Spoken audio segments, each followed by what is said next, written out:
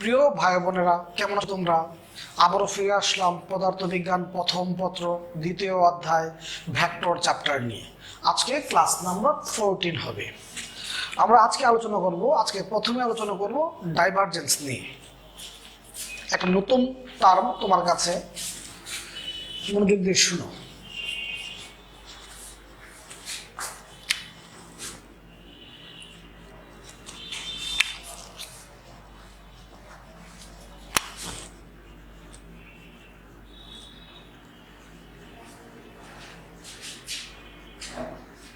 Divergence. ডাইভারজেন্সের মূল কথাটা তোমাকে আগে বুঝায় বলি, শুনো। মনে করো এর একটা পাত্র আছে, এর ভিতরে বায়ু আছে। এখন এখানে বায়ু প্রবেশ করলো এবং এখান থেকে বায়ু চতুর্দিকে ছড়ায় পড়লো। তারপর তুমি এই চিত্র থেকে কি খেয়াল করতেছো? এখানে যতটুকু বায়ু প্রবেশ করছে তার থেকে বেশি বায়ু কি বের হয়ে যাচ্ছে। যতটুকু বায়ু প্রবেশ করছে তার থেকে বেশি বায়ু কি বের হয়ে যাচ্ছে। তার মানে কি এই পাত্রটা খালি হচ্ছে। এটাকে বলবো আমরা ধনাত্মক ডাইভারজেন্স। ধনাত্মক ডাইভারজেন্স। আবার তুমি যদি খেয়াল করো, এরকম এখানে বায়ু প্রবেশ করছে, যতটুকু বায়ু প্রবেশ করছে তার থেকে কম বায়ু ছড়ায় পড়তেছে। যতটুকু বায়ু প্রবেশ করছে তার থেকে কম বায়ু কি ছড়ায় পড়তেছে। তার মানে কি এখানে বায়ু কি হচ্ছে, জমা হচ্ছে। এদিকে বলি আমরা ঋণাত্মক ডাইভারজেন্স।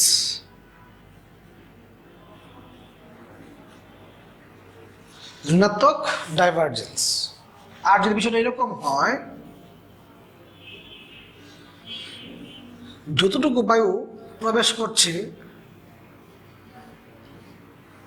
ততটুকুই বের হয়ে যাচ্ছে। মানে কি আগত এবং নির্গত রেখার সংখ্যা কি সমান।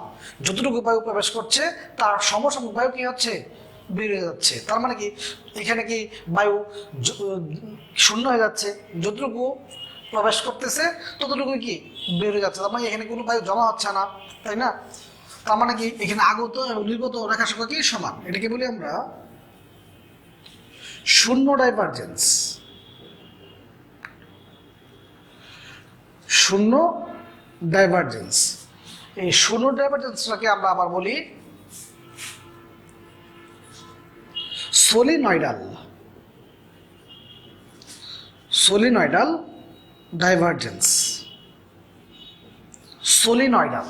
তাহলে এই সলিনয়েডাল, গ্রিক সলিনয়েডাল শব্দটা কোথা থেকে আসছে? সলিনয়েড থেকে আসছে।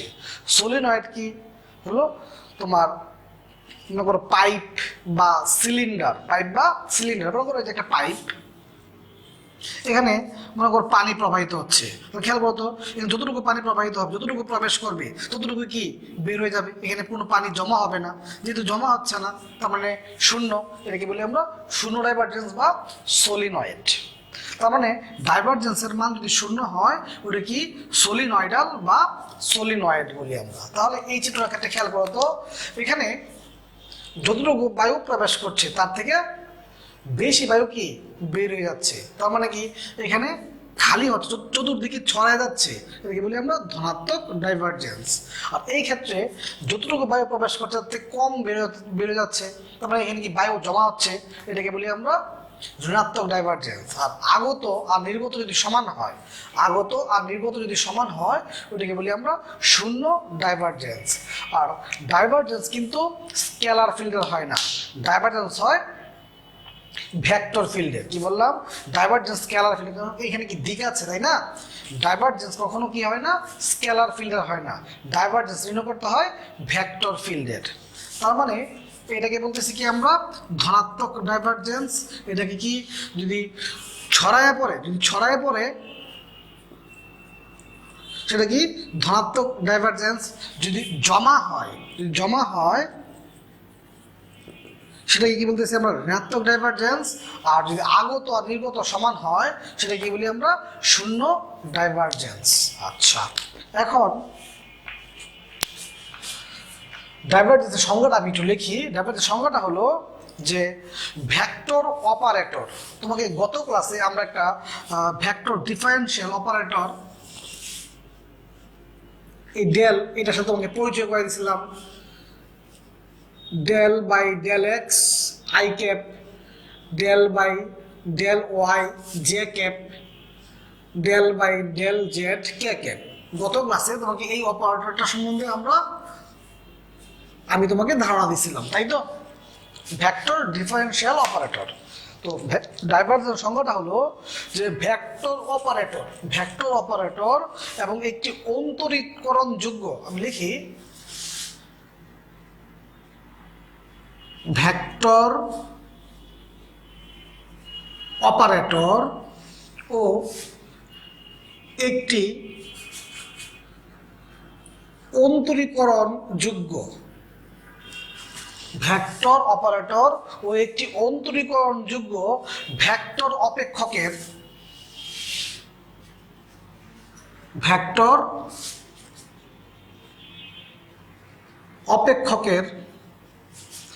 ডট গুণফলকে ভেক্টর অপেক্ষকের ডট গুণফলকে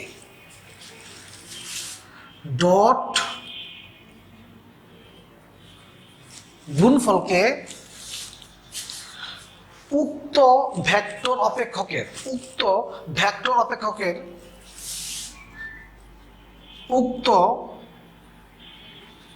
ভেক্টর অপেক্ষকের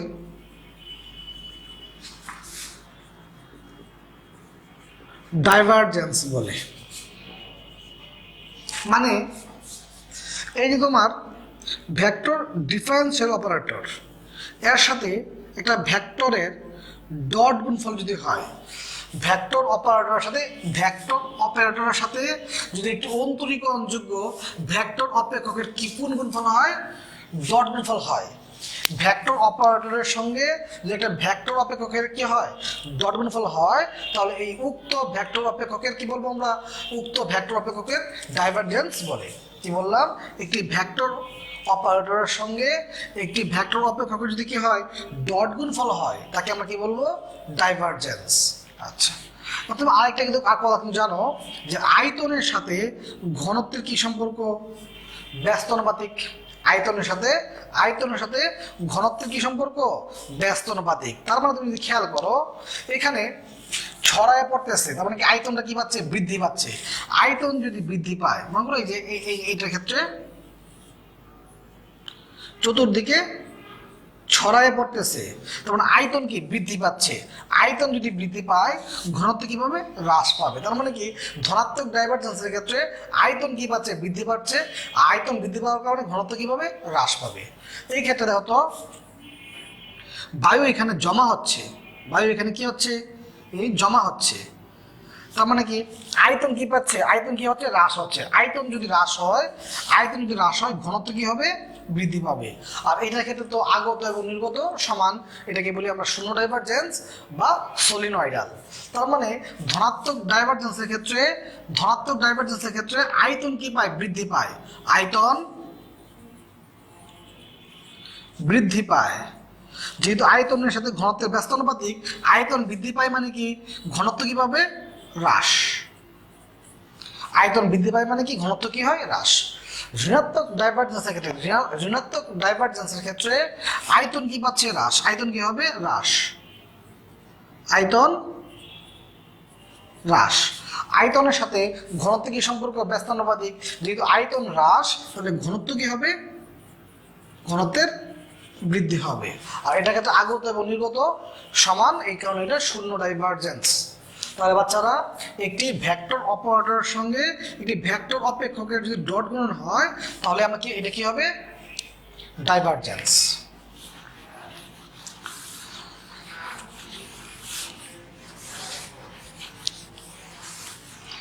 এখন ডাইভারজেন্স কিভাবে করতে হয় সেটা তোমাকে আমি একটা এক্সাম্পল দিয়ে বোঝাবো।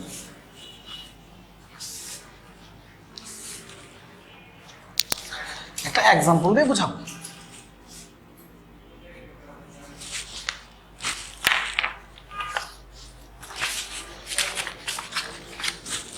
ওয়ান মাইনাস ওয়ান ওয়ান অবস্থানে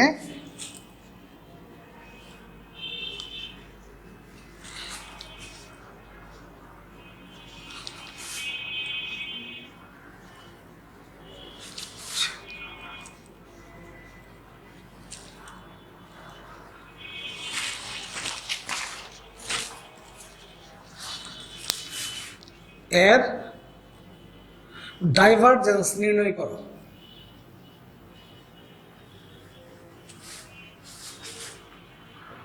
এর ডাইভারজেন্স নির্ণয় করো। তো আমরা তোমাকে এই এ ভেক্টরটার ডাইভারজেন্স নির্ণয় করতে বলছি। তুমি এটা কিভাবে লিখতে পারো? Divergence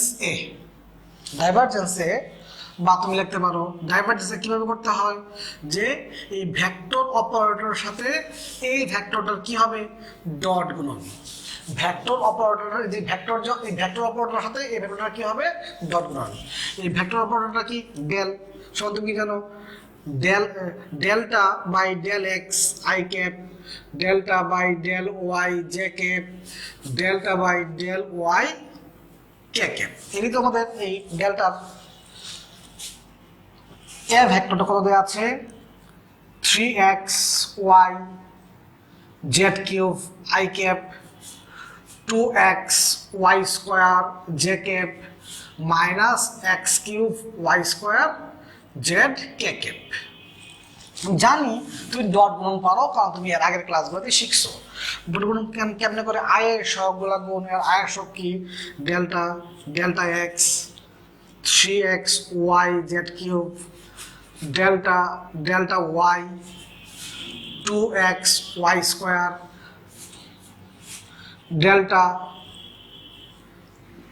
delta z minus x cube y square z. তাহলে আমরা ডট গুণ কেমনি করি? আয়ের সহগগুলা গুণ প্লাস জে এর সহগগুলা গুণ প্লাস কে এর সহগগুলা গুণ। ডট গুণ আমরা কেমনি করি? আয়ের সহগগুলা গুণ প্লাস জে এর সহগগুলা গুণ প্লাস কে এর সহগগুলা গুণ। তাহলে তুমি যদি এক্স এর সাপেক্ষে উন্ত্রীকরণ করো, তাহলে এক্স এর সাপেক্ষে, তাহলে এক্সটাই হলো চলক, তুমি এক্সটাকে উন্ত্রীকরণ করবা, বাকি সবগুলো ধ্রুবক। এক্স এর সাপেক্ষে এক্স এর উন্ত্রীকরণ 1, যদি 1 হয় থাকলো কত? 3y z cube. এখানে কার সাপেক্ষে? ওয়াই এর সাপেক্ষে। তাহলে ওয়াইটাই চলক, ওয়াইটাকে উন্ত্রীকরণ করবা। এই ওয়াইটাকে যদি উন্ত্রীকরণ করো, ওয়াই এর পাওয়ার আছে এই x to the power N এর সূত্রটা গত ক্লাসে আমি তোমাকে বুঝাই দিয়েছিলাম। X to the power N এর সূত্রটা কি হয়? পাওয়ার থাকলে এন থাকি আসবে সামনে, এন থেকে এক বিয়োগ। তাহলে তুমি ওয়াই এর সাপেক্ষে করবা, ওয়াইটা চলক, এই যে ওয়াই আছে, ওয়াই এর পাওয়ার আছে, পাওয়ারটা কি আসবে সামনে, পাওয়ার যদি সামনে আসে 2 দুগুণে কত হয়ে যাবে? 4। আর পাওয়ার থেকে এক বিয়োগ, 2 থেকে এক বিয়োগ থাকে কত? 1। পাওয়ার কি আসবে? সামনে। পাওয়ার যখন সামনে আসছে 2 দুগুণে কত হয়ে গেছে? 4। পাওয়ার থেকে এক বিয়োগ হচ্ছে।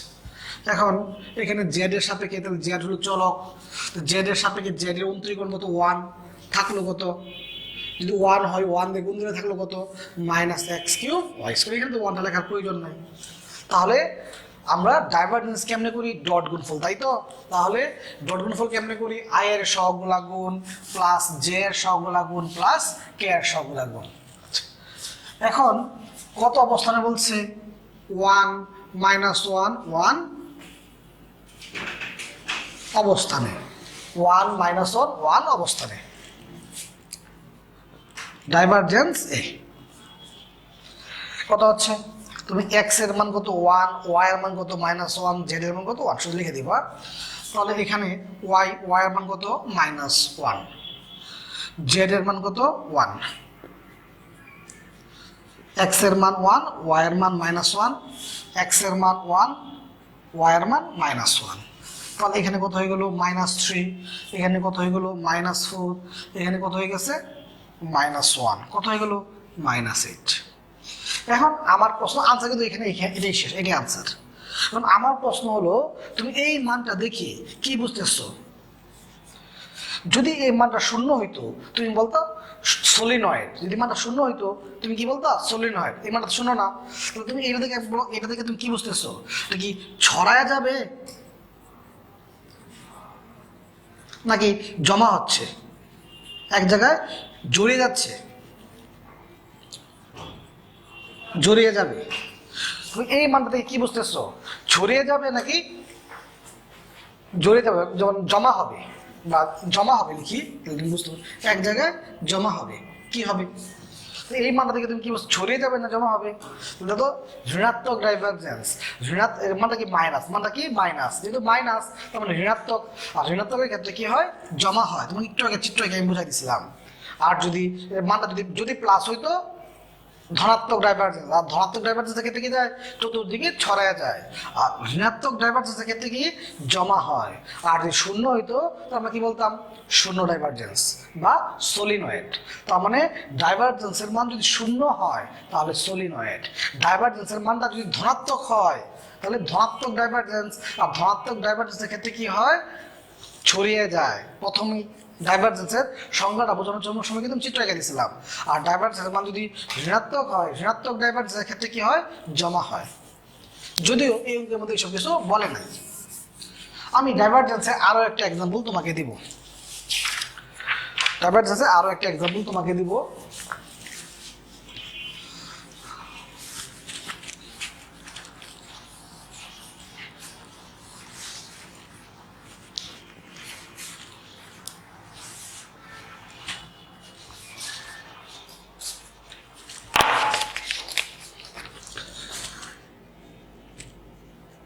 আগেটা ছিল ম্যাথ 1, এটা ম্যাথ 2।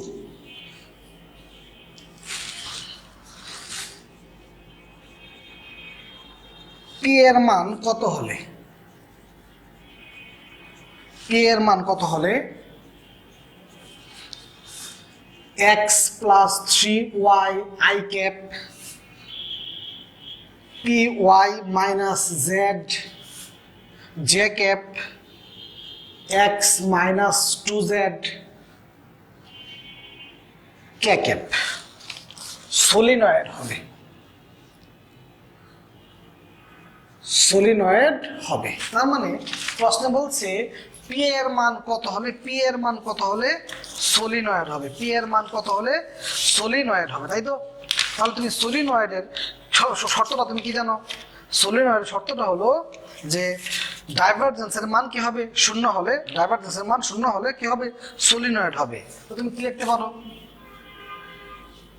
আমরা জানি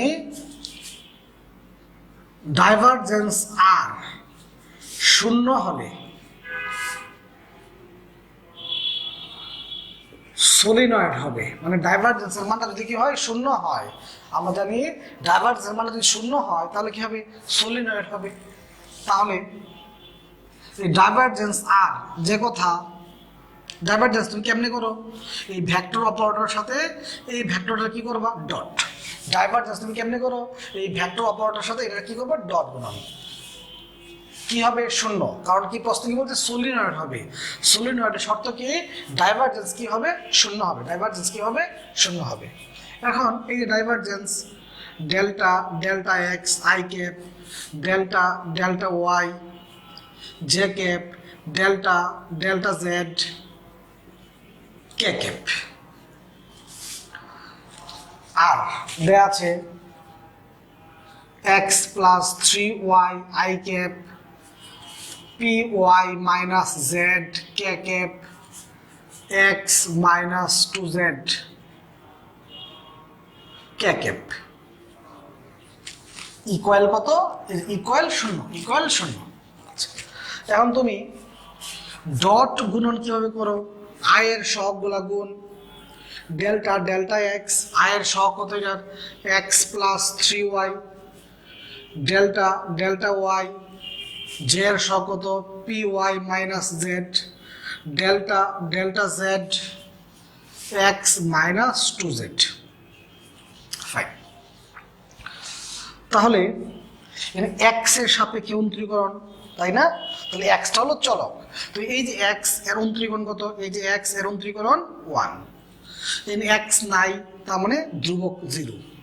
কার সাপেক্ষে, এক্স এর সাপেক্ষে, তো এক্স এর অন্তরীকরণ 1, গত ক্লাসে অসংখ্যবার দেখছো যে ওয়াই এর সাপেক্ষে, তাহলে ওয়াইটা হলো চলক, তাহলে ওয়াই এর সাপেক্ষে ওয়াই এর অন্তরীকরণ 1 দিয়ে গুণ দিলে থাকলে কত, পি, ওয়াই এর সাপেক্ষে ওয়াই অন্তরীকোণ কত 1, আর 1 দেখো এখানে ওয়াই নাই মানে কি ধ্রুবক, ধ্রুবকের অন্তরীকোণ কত হবে 0। এখানে কার সাপেক্ষে জেড এর সাপেক্ষে, জেড হলো চলক, জেডটা কি চলক, তাহলে এখানে তো জেড নাই তার মানে ধ্রুবক 0। জেড এর সাপেক্ষে জেড এর অন্তরীকোণ 1, জেড এর সাপেক্ষে জেড এর অন্তরীকোণ 1, 2 কে কত 2, তাহলে তোমার কত হয়ে গেল 1 plus P minus 2, P equal কত 1, তার মানে পি এর মান 1 হলে সলিনয়েড হবে, পি ইকুয়াল 1 হলে সলিনয়েড হবে, পি ইকুয়াল 1 হলে কি হবে সলিনয়েড হবে। যেহেতু প্রশ্ন বলছে সলিনয়েড যেহেতু প্রশ্ন কি বলছে সলিনয়েড বলে কি ডাইভারজেন্স কত হবে 0, মানে ডাইভারজেন্স 0 হলে সলিনয়েডাল বা সলিনয়েড। তাহলে যেহেতু প্রশ্ন বলছে পি এর মান কত হলে সলিনয়েড হবে, তাহলে সলিনয়েড শর্ত কি ডাইভারজেন্স কি হতে হবে 0, ডাইভারজেন্স 0, পি এর মানটা বেরিয়ে পড়ছে। আশা করি তুমি এই অঙ্কটা বুঝতে পারছো। এখন আমরা আলোচনা করব অন্য আরেকটা টপিকস নিয়ে, সেটা হলো কার্ল।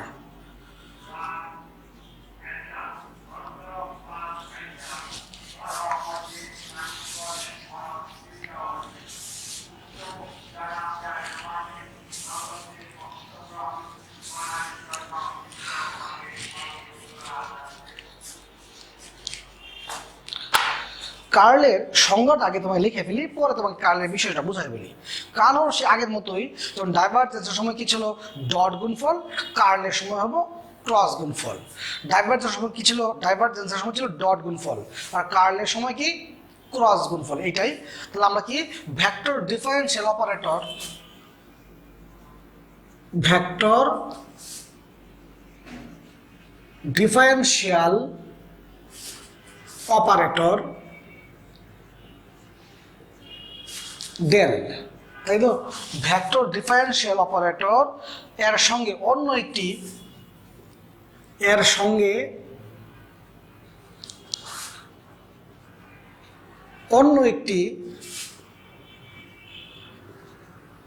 ভেক্টর রাশির, এর সঙ্গে অন্য একটি ভেক্টর রাশির ভেক্টর বা ক্রস গুণন হলো ভেক্টর রাশির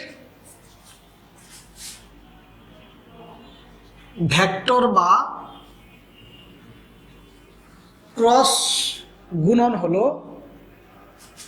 কার্ল। তাহলে এই ভেক্টর ডিফারেনশিয়াল, খেয়াল করো, ভেক্টর ডিফারেনশিয়াল অপারেটরের সাথে অন্য একটি ভেক্টর রাশির যে ক্রস গুণন হয় সেটাই কি হবে কার্ল। তাহলে এই ভেক্টর ডিফারেনশিয়াল অপারেটরের সঙ্গে অন্য একটি ভেক্টর যদি কি হয় ক্রস গুণন হয়, ওইটাই কি হবে কার্ল, লিখতে হবে কার্ল এ। একটি ভেক্টর ডিফারেনশিয়াল অপারেটরের সাথে অন্য একটি ভেক্টর যদি ক্রস গুণন হয় সেটা কি হবে কার্ল। আচ্ছা, কার্ল 0 হলে ভেক্টরটি অঘূর্ণনশীল হয়। কার্ল 0 হলে ভেক্টরটি কি হয় অঘূর্ণনশীল হয়। বিষয় তোমাকে একটু বুঝাই বলি। মনে করো এই যে একটা নদী, এখানে একটা দণ্ড এভাবে আছে, নদীর স্রোত, তাহলে এই দেখো তো নদীর স্রোতটা কি সমান, এখানে কি সমান, যদি সমান, এই সমান যদি সমান হয় সমান বেগে যে এটাকে ধাক্কা দেবে, সমান বেগে ধাক্কা দেবে, যদি সমান বেগে ধাক্কা দেবে চতুর্দিক সব দিক দিয়ে সমান, সে এইভাবে সমান্তরালভাবে সামনে আগায় যাবে। তার মানে কিন্তু এই লাঠিটা কিন্তু কোনো ঘূর্ণন হবে না, এই লাঠিটা কি অঘূর্ণনশীল। তাহলে এই জায়গায় কিন্তু কার্ল 0। তুমি আবার একটু খেয়াল করো, এই যে একটা নদী, এখানে একটা দণ্ড আছে, ঠিক আছে, কিন্তু এখানে নদীটার এই জায়গায় স্রোতের বেগ এতটুকু, স্রোতের বেগ এতটুকু, এই জায়গায় স্রোতের বেগ এতটুকু, এই জায়গায় স্রোতের বেগ এতটুকু, এই জায়গায় স্রোতের বেগ সবচেয়ে বেশি। তাহলে এখন যে তোমার এই লাঠিটার মধ্যে যখন স্রোতের বেগটা আঘাত করবে, স্রোত যখন আঘাত করবে এই জায়গায় কি সবচেয়ে বেশি আঘাত হবে, এই জায়গায় একটু কম, তখন এই লাঠিটা কিন্তু তোমার এইভাবে এই জায়গায় বেশি আঘাত হচ্ছে, এইভাবে এরকম হয়ে যাবে, এরকম হয়ে যাবে। তার মানে কি এই লাঠিটা কি, লাঠির মধ্যে একটা কি ঘূর্ণন হবে, লাঠির মধ্যে কি হচ্ছে, একটা ঘূর্ণন হচ্ছে। এই যে ঘূর্ণনটা, এই ঘূর্ণনটাই হলো কার্ল। তাহলে কার্ল যদি শূন্য হয় তাহলে এখানে কি লাঠিটা কোনো ঘূর্ণন হবে না, লাঠিটা কি হবে না, কোনো ঘূর্ণন হবে না। তার মানে কি এটা অঘূর্ণনশীল, এখানে কার্ল শূন্য, অঘূর্ণনশীল, এই জায়গায় কার্ল কি শূন্য। আর এখানে কি ঘূর্ণন হচ্ছে, তাই তো, এই ঘূর্ণনটা হচ্ছে, এই ঘূর্ণনটা, তার মানে কি কার্ল আছে, এটি ঘূর্ণনশীল, এই কার্ল। এই যে ঘূর্ণনটা, এই যে ঘূর্ণনটা নির্ণয় করি, এটাকেই বলি আমরা কার্ল। তাহলে একটা ভেক্টর ডিফারেনশিয়াল অপারেটরের সঙ্গে যদি একটা অন্য একটি ভেক্টর রাশির ক্রস গুণন হয়, ওইটা কি হবে আমাদের কার্ল।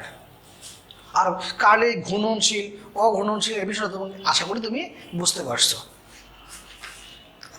তাহলে কার্ল এর ক্যালকুলেশন তুমি কিভাবে করবা?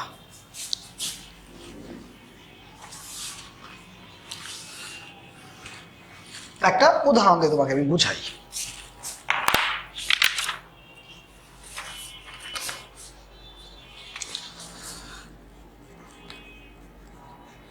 ম্যাথ 3 তুমি ডাইভারজেন্সের সময় দুটো অঙ্ক করছিলা। বললাম 1 1 -1 বিন্দুতে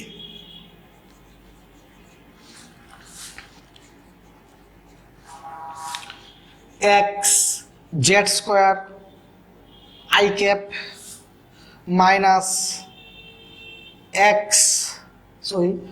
2 x cube yz j cap plus 3y z cube k cap এর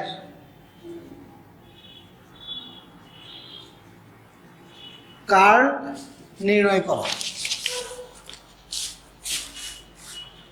ঠিক আছে, solve. Curl a vector differential অপারেটরের সাথে এই ভেক্টরটা যদি ক্রস গুণফল হয় তাহলে কার্ল নির্ণয় করা যাবে। তুমি কিন্তু ক্রস গুণফল পারো, i cap j cap k cap.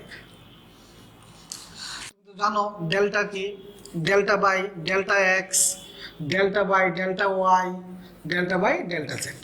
এই যে এ ভেক্টর কত, x z square minus 2x cube y z 3y z cube, 3y z cube. Fine, তুমি ক্রস গুণ পারো আমি জানি, আই ক্যাপটা নিলাম। ঠিক আছে, এর সারি কলাম কাটা নিচ থেকে উপরের দিকে, নিচ থেকে উপরের দিকে। তাহলে দেখো তো কার সাপেক্ষে, কার সাপেক্ষে, ওয়াই এর সাপেক্ষে, ওয়াই এর সাপেক্ষে ওয়াই এর অন্তরীকোণ 1, 1 দিয়ে গুণ দিলে থাকলো কত 3z কিউব মাইনাস নিচ থেকে উপর দিকে, তাই না, নিচ থেকে উপর দিকে। তাহলে কার সাপেক্ষে, জেড এর সাপেক্ষে, কার সাপেক্ষে, জেড এর সাপেক্ষে, জেড এর সাপেক্ষে জেড এর অন্তরীকোণ কত 1, জেড এর সাপেক্ষে জেড এর অন্তরীকোণ 1, গুণ দিলে থাকলো কত মাইনাস, মাইনাস মাইনাস কি প্লাস 2x কিউব ওয়াই। যারা বুঝছো না খেয়াল করো, জে এর ক্ষেত্রে তুমি কি দাও, মাইনাস চিহ্ন। তাহলে জে এর সময় সারি কলাম কাটা, জে এর সময় সারি কলাম কাটা। তাহলে সেরকম কাটা নিচ থেকে উপর দিকে, নিচ থেকে উপরের দিকে। তাহলে তো কার সাপেক্ষে, এক্স এর সাপেক্ষে, এক্স এর সাপেক্ষে এটাকে, তাই তো, এক্স এর এক্স নাই, তার মানে ধ্রুবক, এর অন্তরীকোণ 0। এখন এদিকে কার সাপেক্ষে, জেড এর সাপেক্ষে, খেয়াল করতো এই জেড এর সাপেক্ষে এক্স জেড স্কোয়ার। তো জেড এর সাপেক্ষে তুমি যদি করো, এই পাওয়ার আছে, জেড এর সাপেক্ষে তুমি জেড কে করবা, তাই না, এই পাওয়ার আছে, এই পাওয়ারটা কি আসবে সামনে, পাওয়ারটা কি আসবে সামনে, আর পাওয়ার থেকে 1 বিয়োগ কত হয়ে গেছে 2xz, 2xz। এর হলো কে। যখন তুমি কে নিবা, কে এর সারি কলাম কাটা, নিচ থেকে উপর দিকে কত এক্স, এক্স এর সাপেক্ষে যে এক্স আছে, এক্স এর পাওয়ার, পাওয়ারটা কি যাবে সামনে, 3 দুগুণে কত 6, পাওয়ার যাবে সামনে 3 দুগুণে 6, পাওয়ার থেকে এক বিয়োগ করলে কত থাকে 2 yz। এখন এদিকে y এর সাপেক্ষে কার সাপেক্ষে y এর সাপেক্ষে y তো নাই, y এর সাপেক্ষে y তো নাই, কত 0। ক্রস গুণন আগেই পড়ছে, অন্তরীকরণটা আগেই বুঝছি না। এখন i cap 3z square 2x cube y minus minus plus 2xz z cap minus 6x square yz K cap. কত অবস্থানে 1 1 মাইনাস অবস্থানে।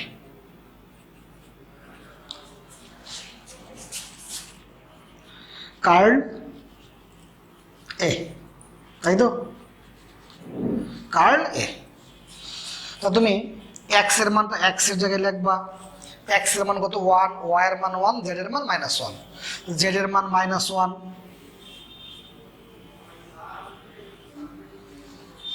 এক্স এর মান 1, ওয়াই এর মান 1, এক্স এর মান 1, জেড এর মান -1, এক্স এর মান 1, ওয়াই এর মান 1, জেড এর মান -1। তাহলে এখানে কত হয়ে গেল, এখানে কত হয়ে গেল, ও এটা তো 2 ছিল তাই না, এখানে কত হয়ে গেল 3, এখানে কত 2। একটা জিনিস খেয়াল করো, এটা তো ছিল জেড কিউব, তো এটা কি হবে কিউব, কত হচ্ছে -3, এখানে কত হচ্ছে -2, এখানে কত হচ্ছে, এখানে কত হচ্ছে, এটা ছিল 6 তাই না, ছিল 6, তাহলে কত হচ্ছে এখানে +6 কে ক্যাপ, তাহলে কত হয়ে গেল -i cap -2 J cap +6 K cap. এটাই আনসার, এটাই কার্লের আনসার। যদি বাচ্চারা যদি আমরা যদি দেখতাম এই কার্লের মানটা 0, যদি মানটা দেখতাম কার্লের মানটা কি 0, যদি কার্লের মানটা 0 আসতো তাহলে আমরা কি বলতাম ভেক্টরটি অঘূর্ণনশীল। যেহেতু কার্লের মান 0 না, যেহেতু কার্ল 0 না, তাহলে আমরা কি বলবো ভেক্টরটি ঘূর্ণনশীল। যদি ক্যালকুলেশন করে দেখতাম এটা 0, এটা কি 0, আমরা কি বলতাম কার্ল ভেক্টরটি অঘূর্ণনশীল। যেহেতু আমরা দেখলাম যে কার্ল 0 নয়, তার মানে ভেক্টরটি ঘূর্ণনশীল। যদি এই মানটা 0 আসতো আমরা বলতাম যে এ ভেক্টরটি অঘূর্ণনশীল। যেহেতু এটা 0 নয়, তার মানে এ ভেক্টরটি ঘূর্ণনশীল। তাহলে এই ক্রস গুণনটাতে দেখছো, আমরা এখন এই ডাইভারজেন্স এবং কার্ল, ডাইভারজেন্স এবং কার্ল উদ্দীপক আকারে কেমনে আসতে পারে সেটা আমরা দেখবো। ডাইভারজেন্স এবং কার্ল উদ্দীপক আকারে কেমনে আসতে পারে এরকম একটা আমরা এখন দেখবো। উদ্দীপক 1টা খেয়াল করো, এ একটা ভেক্টর দেয়া আছে, এ ভেক্টরটির ডাইভারজেন্স নির্ণয় করতে বলছে এবং খ নাম্বার বলছে উল্লেখিত এ ভেক্টরটি ঘূর্ণনশীল কিনা। তাহলে আমি প্রথম তোমাকে ক নাম্বারটা নিয়ে আলোচনা করি, পরে খ নাম্বারে আসতেছি। বলছে এ ভেক্টরটির ডাইভারজেন্স নির্ণয় করতে বলছে, ডাইভারজেন্স এ, তাই তো। ডাইভারজেন্স কেমন নির্ণয় করো, এই ভেক্টর অপারেটরের সাথে এই ভেক্টরটার যদি ডট গুণফল করো তাহলে ডাইভারজেন্স নির্ণয় করা যায়, তো তাহলে কি এই ভেক্টর ডিফারেন্সিয়াল অপারেটরের সাথে একটা ভেক্টরের কোন গুণন হয়, ডট গুণন ফেলে আমরা কি পাই ডাইভারজেন্স হয়। তাহলে এই যে ভেক্টর ডিফারেন্সিয়াল অপারেটর কি জানো তুমি, delta by delta x i cap delta delta y j cap delta delta z k cap, এর সাথে এ ভেক্টরটার কি হবে ডট গুণন। এ ভেক্টরটা কত 2x plus y minus z I cap x minus 2y plus 3z k cap plus x minus y minus z k cap। আয়ের সহগগুলা গুণ plus J এর সহগগুলা গুণ, কারণ তুমি ডট গুণন পারো, আয়ের সহগগুলা গুণ প্লাস জে এর সহগগুলা গুণ প্লাস কে এর সহগগুলা গুণ, আয়ের সহগগুলা গুণ প্লাস জে এর সহগগুলা গুণ প্লাস কে এর সহগগুলা গুণ। তাহলে এক্স এর সাপেক্ষে এক্স এর অন্তরীকরণ কত 1, এক্স এর সাপেক্ষে এক্স এর অন্তরীকরণ 1 থাকলো কত 2, তাই তো? এক্স নাই 0, এক্স নাই 0। কার সাপেক্ষে? ওয়াই এর সাপেক্ষে, এখানে ওয়াই নাই 0, ওয়াই এর সাপেক্ষে ওয়াই এর অন্তরীকরণ 1 থাকলো কত -2, ওয়াই নাই 0। কার সাপেক্ষে? জেড এর সাপেক্ষে জেড নাই 0, এখানে জেড নাই 0, জেড এর সাপেক্ষে জেড এর অন্তরীকরণ কত 1। তাহলে এখানে কত হয়ে গেল 2, এখানে কত হয়ে গেল -2, ওখানে কত হয়ে গেল -1। তাহলে আমাদের ক নাম্বারটা শেষ। তার মানে যখন তোমাকে ডাইভারজেন্স বের করতে বলবে তখন তুমি কি ডেলের সাথে ওই ভেক্টরটা কি করবা? ডট গুণন। যখন তোমাকে ডাইভারজেন্স বের করতে বলবে তখন তুমি কি করবা? ডেলের সাথে ওই ভেক্টরটা কি করবা? ডট গুণন। আর ডট গুণন তুমি পারো আয়ের সহগগুলা, এই যে আয়ের সহগগুলা গুণ প্লাস জে এর সহগগুলা গুণ প্লাস কে এর সহগগুলা গুণ। তাহলে ক নাম্বারটা হয়ে গেল। এখন আমরা খ নাম্বারটাতে যাব। খ নাম্বারটাতে যাব।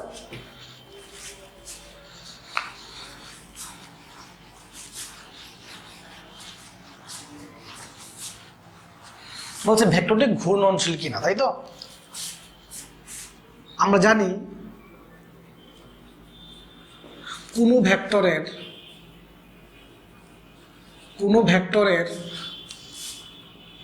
কার্ল শূন্য হলে, কোনো ভেক্টরের কার্ল শূন্য হলে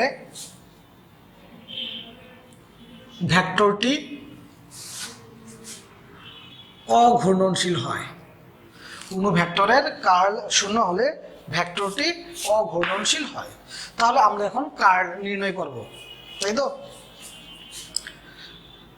কার্ল এ, কার্ল তুমি কেমন নির্ণয় করো? ভেক্টর ডিফারেনশিয়াল অপারেটরের সাথে ভেক্টরের কোন গুণফল? ক্রস গুণফল। I j k delta, delta x, delta, delta y, delta, delta, delta z. এ ভেক্টরটার আই কত? আয়ের সহগ কত? 2x plus y minus z, x minus 2y plus 3z, x minus y minus z. তাহলে আমি যদি আই ক্যাপ নিই, তাহলে এর সারি কলাম কাটা, সারি কলাম, এই যে সারি কলাম কাটা। কার সাপেক্ষে অন্তরীকরণ? ওয়াই এর সাপেক্ষে, ওয়াই নাই 0, এই যে ওয়াই এর অন্তরীকরণ কত? -1, এটা এখানে ওয়াই নাই 0। এখন যদি আমি এতটুকু শেষ, একটু ভালো করে লিখি, মাইনাস। আবার প্রথম দিকে বুঝাই, হ্যাঁ আবার প্রথম দিকে বুঝাই। আই ক্যাপ নিলাম, যখন তুমি আই ক্যাপ নিছো এর সারি কলাম কাটা, এই যে এখান থেকে ওয়াই এর সাপেক্ষে অন্তরীকরণ, ওয়াই নাই 0, ওয়াই এর অন্তরীকরণ 1, ওয়াই নাই 0 মাইনাস। এখন এই দিক দিয়ে কার সাপেক্ষে? জেড এর সাপেক্ষে, জেড নাই 0, জেড নাই 0, জেড এর সাপেক্ষে অন্তরীকরণ 1 থাকলো কত? 3। এতটুকু কাজ শেষ। এখন জে, যখন তুমি জে নিবা তখন জের সারি কলাম কাটা। তাহলে এইটাকে তুমি কি করবা? এই যে এক্স এর সাপেক্ষে, তাই তো? যখন তুমি এক্স এর সাপেক্ষে করবা, এক্স এর অন্তরীকরণ 1, এক্স নাই 0, এক্স নাই 0, তাই তো? আচ্ছা, তাহলে তুমি এদিক দিয়ে করে ফেলছো, এদিক দিয়ে করবা, তাই তো? কার সাপেক্ষে? জেড এর সাপেক্ষে, জেড নাই 0, জেড নাই 0, জেড এর অন্তরীকরণ 1। যখন তুমি কে নিবা তখন কে এর, এই যে কে এর সারি কলাম কাটা, সারি কলাম কাটা, তখন কি এই নিচ থেকে উপরে দিকে, তাই তো? তাহলে কার সাপেক্ষে? এক্স এর সাপেক্ষে, এক্স এর সাপেক্ষে এক্স এর অন্তরীকরণ 1, ওয়াই এর অন্তরীকরণ, এক্স এর সাপেক্ষে এনে এক্স নাই জিরো, এক্স নাই জিরো। এখন এদিক থেকে কার সাপেক্ষে ওয়াই এর সাপেক্ষে, কার সাপেক্ষে ওয়াই এর সাপেক্ষে, এরকম তাই তো, কার সাপেক্ষে ওয়াই এর সাপেক্ষে, ওয়াই নাই জিরো, এই ওয়াই এর অন্তরীকরণ কত 1, এখানে কি ওয়াই নাই জিরো। তাহলে তোমার এখানে কত হয় -1, এখানে কত হয় -1, এখানে কত হয় -3, কত হয় -1 আর এখানে কত হয় -3, ফাইন। এখানে কত হচ্ছে 1 মাইনাসে মাইনাসে প্লাস, ওইখানে কত হচ্ছে 1 -1, কত হচ্ছে -4i cap -2j cap, -4i cap -2j cap, fine. তাহলে আমরা দেখলাম যে curl a not equal zero, এটা কি জিরো আসছে? কার্ল যে করছো এটা কি জিরো? কিন্তু জিরো না, তার মানে কি কার্ল এ নট ইকুয়াল কত জিরো। সুতরাং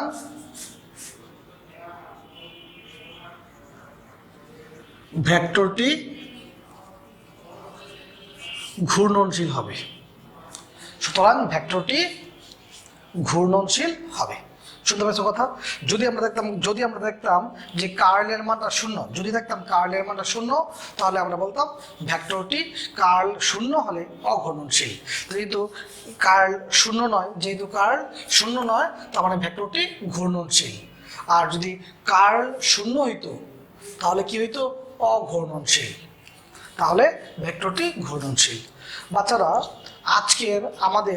আজকে আমরা কি ডাইভারজেন্স এবং কার্ল নিয়ে আলোচনা করলাম, এবং এইটা ছিল এই অধ্যায়ের লাস্ট টপিকস। তাহলে আজকে এই ক্লাসের মাধ্যমে আমাদের ভেক্টর অধ্যায়টা ক্লোজ হয়ে গেল। শুনতে পাইছো কথা? আজকে এই ক্লাসের মাধ্যমে আমাদের ভেক্টর অধ্যায়টা শেষ হয়ে গেল। এই ভেক্টর চ্যাপ্টারটা খুব খুব খুব ইম্পর্ট্যান্ট। তুমি যতবারই পরীক্ষা দিবা ততবারই ভেক্টর চ্যাপ্টার থেকে একটা উদ্দীপক অবশ্যই থাকবে। তার মানে তুমি যদি এই 14টা ক্লাস, ভেক্টর 14টা ক্লাস নিলাম, এই 14টা ক্লাস তুমি যদি অনেক ভালো বুঝো, তাহলে ভেক্টর অধ্যায়টা তোমার সুন্দর করে গুছানো হয়ে যাবে এবং তুমি পরীক্ষায় অবশ্যই এক সেট প্রশ্ন আনসার করতে পারবা, কারণ ভেক্টর অধ্যায় থেকে অবশ্যই একটা উদ্দীপক থাকবে। তাহলে প্রিয় ভাই বোনেরা, তোমরা এই অধ্যায়টা অনেক সুন্দর করে গুছায় ফেলো, তাহলে তোমার একটা অধ্যায় অনেক ভালো করে শেষ হয়ে গেল। এখন আমি এই অধ্যায়টা সুন্দর করে আমি শেষ করে দিলাম। এখন তোমার বাকিটুকু কাজ, তোমার কাজ, তুমি অধ্যায়টা কিভাবে গুছাবা। শুনতে পাইছো? প্রতিটা স্টুডেন্টের কিন্তু একটা নিজস্ব স্টাইল থাকে, সে তার মতো করে পড়াটা গুছায়, এক একজন এক একভাবে গুছায়। আমি এই অধ্যায়টা সুন্দর করে 14টা ক্লাসের মাধ্যমে, প্রতিটা অঙ্ক বোঝানোর মাধ্যমে, প্রতিটা নিয়মের উদ্দীপক পড়ানোর মাধ্যমে, প্রতিটা নিয়মের কিন্তু তোমাকে আমি উদ্দীপক পড়াইছি। হ্যাঁ, প্রতিটা উদ্দীপক পড়ানোর মাধ্যমে তোমাকে কিন্তু আমি বুঝাই দিচ্ছি যে উদ্দীপক আকারে এভাবে পরীক্ষায় আসতে পারে, সংজ্ঞাগুলা বুঝাই দিচ্ছি, জ্ঞানমূলক কিভাবে আসতে পারে, অনুধাবন বুঝাই দিচ্ছি। হ্যাঁ, এখন তুমি এই অধ্যায়টা সুন্দর করে গুছায় ফেলো। ভালো থাকো, সুস্থ থাকো।